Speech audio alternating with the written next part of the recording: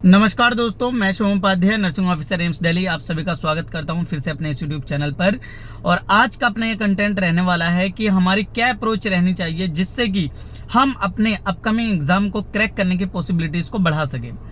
देखो दोस्तों, कोई भी एग्ज़ाम हो या फिर कोई भी आपके जीवन का एम हो, वो तभी आप पा सकते हैं जब आपको ये पता हो कि आपको वो चीज़ करना क्यों है। फॉर एग्जाम्पल कि बहुत सारे स्टूडेंट्स इस पेपर के अंदर लगे हुए हैं कि उनको नर्सिंग ऑफिसर बनना है, किसी को कम्युनिटी हेल्थ ऑफिसर बनना है, किसी को अपने स्टेट मेडिकल कॉलेज में जॉब करनी है। लेकिन करना क्यों है? जिस दिन आपको ये पता चल जाएगा ना कि मुझे इस वजह से करना है। देखो, भीड़ बहुत सारी होती है, लेकिन उस भीड़ में से फिर भी सिलेक्शन हर बार गिने चुने वही 1000-1500 जितनी वैकेंसीज होती है उतना ही हमारा 1000-1500 इतना ही, वरना हर पेपर के अंदर अराउंड 1 लाख से लेकर 1,20,000 तक का फॉर्म फिल किया जाता है हमारे नर्सिंग फॉर्म के अंदर। जैसे कि नोटसेट हम एक एग्जांपल ले लें, लेकिन हम दे भी रहे हैं पेपर को, उसके अंदर हम जाते भी हैं, फॉर्म भी फिल करते हैं, लेकिन तब भी हमारा सिलेक्शन नहीं हो रहा है। सिलेक्शन अगर नहीं हो रहा है तो कभी आपने खुद से पूछा? हमेशा हम गलती निकाल देते हैं कि भाई पेपर बहुत ज़्यादा टफ आया था, पेपर तो मेरे सर के ऊपर से गया। लेकिन क्या कभी हमने अपनी गलती निकाली है कि अगर हमें ये पेपर सच में ही क्रैक करना है और हमें सच में जॉब चाहिए, तो मैंने इसके लिए कितना एफर्ट्स किया? क्या मैंने जितना एफर्ट डालने थे, जितनी देर मुझे पढ़ाई करनी थी, जितने मुझे कंसेप्ट्स को निकालने थे, जितने एमसीक्यूज को पढ़ना था, क्या वो मैं कर पाया या नहीं? हम खुद से ये सवाल नहीं पूछते हैं और सामने वाले की ऑलवेज हम गलती निकालते चले जाते हैं। वो कहते हैं ना कि इंसान की फितरत है दूसरे के अंदर सिर्फ कमी निकालना। कभी भी वो अपनी कमियों के ऊपर काम नहीं करता। शायद वो अपने ऊपर काम करे तो जो वो लक्ष्य चाहता है, जो वो एम चाहता है, जो भी वो जॉब चाहता है, जो भी एग्जाम चाहता है, वो क्रैक कर सके। पहला नंबर तो आपका यही हो गया कि आपको चाहिए क्यों। आपको खुद से पूछना है कि भाई आपके घर की फाइनेंशियल इश्यूज को आपको स्टेबल करना है, इसलिए आपको जॉब चाहिए। आपको एक अच्छी लाइफ जीनी है, इसलिए चाहिए। आप जो है ये चाहते हैं कि भाई आपको एक सिक्योरिटी मिले, जॉब सिक्योरिटी, इसलिए आपको जॉब चाहिए। आपको जो है समाज के अंदर एक अच्छी जो है इमेज के साथ में देखा जाए, आपको जॉब इसलिए चाहिए। या फिर आप मतलब अपना कुछ एक अलग लेवल मेंटेन करना चाहते हैं, इसलिए आपको जॉब चाहिए। जिस दिन आपको क्लियर हो गई ना, उस दिन आपकी भूख जो है बढ़ जाएगी और आप मेहनत करने से पीछे नहीं हटेंगे। इसलिए मैंने बोला कि पहले आप खुद से पूछिए कि आपको चाहिए क्यों, क्योंकि जब आपको पता होगा तो आप उसके लिए खुद ही अपना रास्ता बनाएंगे। खुद आपको जितनी देर चलना होगा, जितनी देर जाकर पढ़ाई करनी होगी, आप वो करेंगे और कभी भी किसी और के ऊपर ब्लेम नहीं करेंगे। दूसरी बात आती है पॉजिटिव माइंडसेट। देखो, पॉजिटिव माइंडसेट होना उतना ही ज़्यादा ज़रूरी है जितना आपका हार्डवर्क। आप हार्डवर्क कितना भी कर ले, लेकिन अगर पॉजिटिव माइंडसेट ही आपका नहीं है तो आप थोड़ी दूर तक चलेंगे, चलते चलते, और बीच में आप रुक जाएंगे।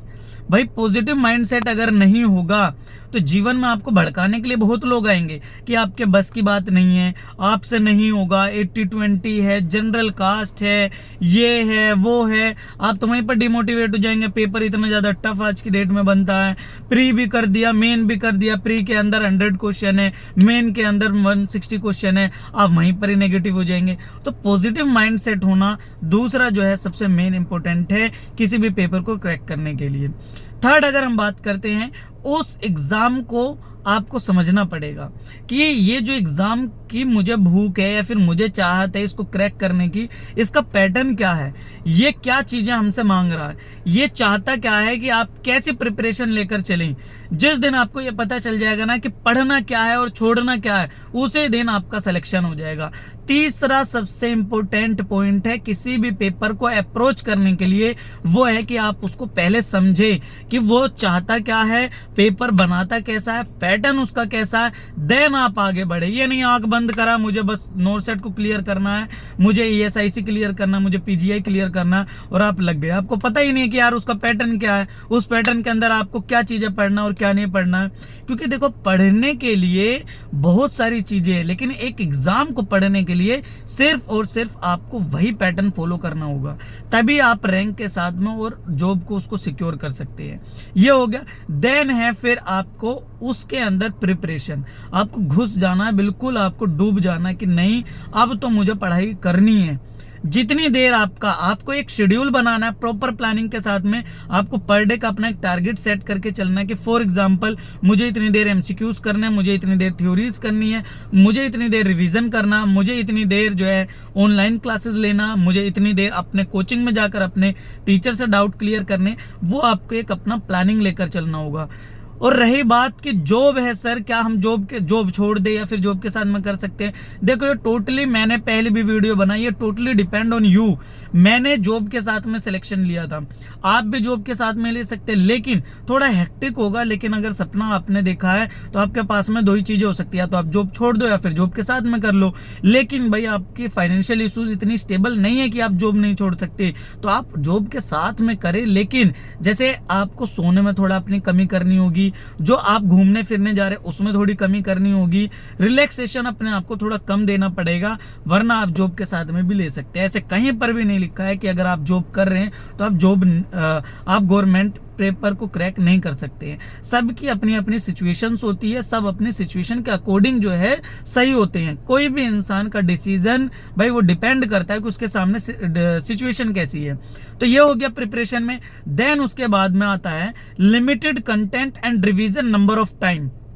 आपको सिर्फ लिमिटेड ही पढ़ना है। देखो जब आप खुद के लिए पढ़ेंगे, फॉर एग्जांपल आप एमएससी कर रहे हैं, फॉर एग्जांपल आप पीएचडी कर रहे हैं, आप जितना पढ़ पाए उतना आप पढ़ें। आप टीचिंग कर रहे हैं, आप एक सब्जेक्ट को लेकर जितना आपको पढ़ना आप पढ़े।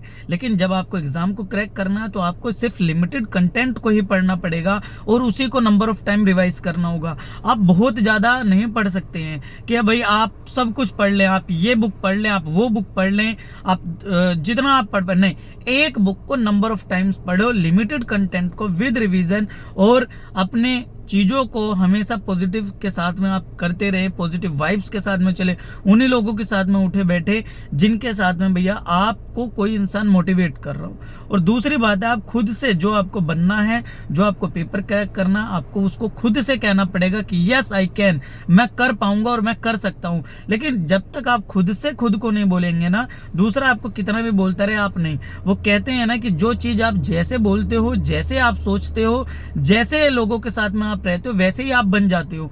तो ये बिल्कुल फैक्ट है। जैसी चीजें को आप खुद से आज फील करोगे ना कि नहीं, one day I will crack my exam, one day I will be become nursing officer in AIIMS, तो आप बन ही जाओगे।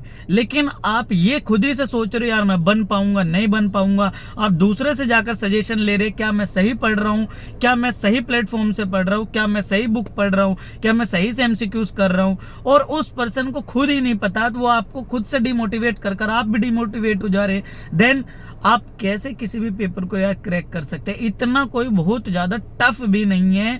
बहुत स्टूडेंट्स कहते हैं कि सर हमसे सिलेक्शन नहीं हो रहा है, हम जो है बहुत पढ़ते हैं लेकिन हम भूल जाते हैं। देखो पढ़ रहे हैं, लेकिन अगर आप भूल रहे हैं तो भूलने के लिए तो मैं आपको बता दूं, आप लिख लिख कर प्रैक्टिस करें। आपने कोई भी टॉपिक पढ़ा है, पढ़ने के बाद में आप बुक को बंद कर दीजिए। जितना आप खुद से बिना देखे लिख पाते हैं उतना ही आपके माइंड में आज भी रहेगा, उतना ही आपके आगे भी माइंड में रहेगा। तो आप बिना देखे लिखने की प्रैक्टिस करें, एमसीक्यूज को आप बढ़ा दें, चीज़ों को थोड़ा थोड़ा और रिवीजन को टाइम देते चले जाए, उस टॉपिक को सबसे ज़्यादा समय दे जो आपको क्लियर नहीं हो रहा है। और मैं फिर कहता हूं कि देखते हैं कि कैसे आप भूलते हैं, कैसे आप जो है चीज़ों को क्रैक नहीं कर पाते और कैसे आप नर्सिंग ऑफिसर नहीं बन पाते हैं। डेफिनेटली आप बनोगे, लेकिन पॉजिटिव वाइब्स आपके पास में रहनी चाहिए। पॉजिटिव वाइब के साथ में आपको हार्ड वर्क को इंक्रीज कर देना है, हार्ड वर्क के साथ में आपके अंदर कंसिस्टेंसी होनी चाहिए, इसके साथ में आपके पास में लिमिटेड कंटेंट होना चाहिए, लिमिटेड कंटेंट के साथ में आपको जो है अच्छे लोगों के गाइडेंस में रहना चाहिए, और आपको अपने इस कार्य को निरंतरता और आपके माइंड में अपने 24 घंटे उठते बैठते आपको लेकर चलना है, और एक दिन डेफिनेटली आप बनेंगे। वीडियो कैसी लगी please like share and comment करें, और आपको नेक्स्ट जो है आपको किस टॉपिक पर वीडियो चाहिए वो भी आप कमेंट करें। धन्यवाद, फिर मिलते हैं